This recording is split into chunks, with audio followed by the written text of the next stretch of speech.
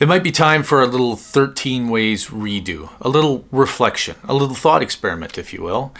If you're in your community and frustrated by a bunch of NIMBYs, NOPEs, banana cave people, fears, destructors, resistors, any of that group that is determined you're not going to move forward in your community, maybe do this thought experiment.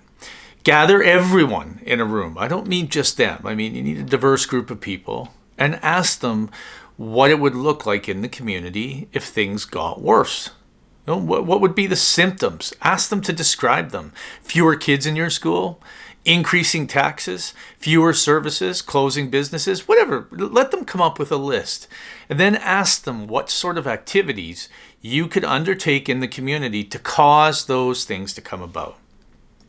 Now, it's why you need a diverse group of people in the room, because those destructors and those resistors and the NIMBYs, NOPEs, banana cave people and fears are going to instantly blush when they realize that all the initiatives they've been resisting and trying to destroy are exactly what is creating the symptoms of a dying community.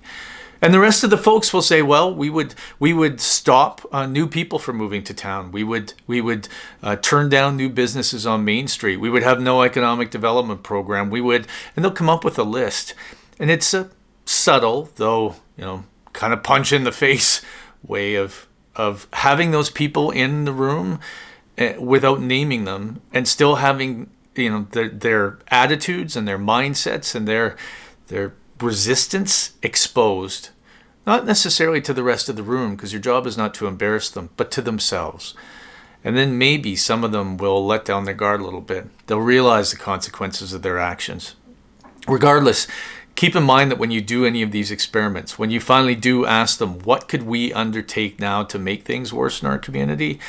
Your job is not to embarrass them. Your job is not to hit them over the head with a baseball bat. Your job is simply to help their minds open up to the consequences of the things they're pushing.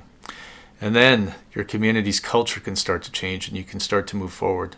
So, hey, get everyone together and ask them to paint a picture of what it would look like if the community was dying.